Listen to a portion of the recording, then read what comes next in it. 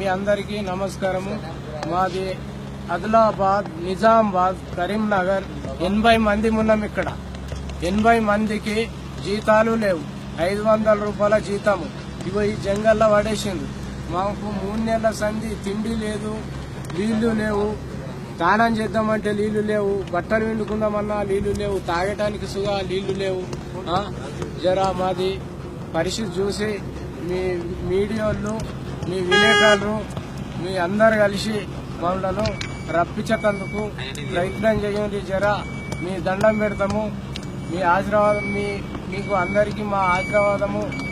మీకు మంచిగా కంపెనీ పేరు అల్కుదరి కంపెనీ పేరు పెద్దది, కానీ మాకు డబ్బులు లేవు, ఏం లేవు. ఇప్పుడు తాగటానికి నీళ్లు సుగా లేవు.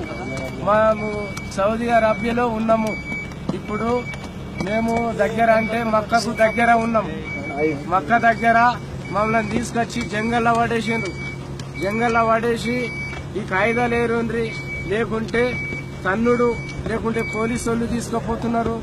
అటు అకామాలు లేక పోలీసు వాళ్ళు గుంజుకపోయి కొడుతున్నారు. ఈడనేమో రూములలో ఉండనిక్కలేరు. జీతాలు ఇవ్వమంటే జీతాలు లేవు. ఏం చెప్తారు మీరు అంటారా అని అందరినీ బెదిరిస్తున్నారు. కేసీఆర్ కు జర అందజేసి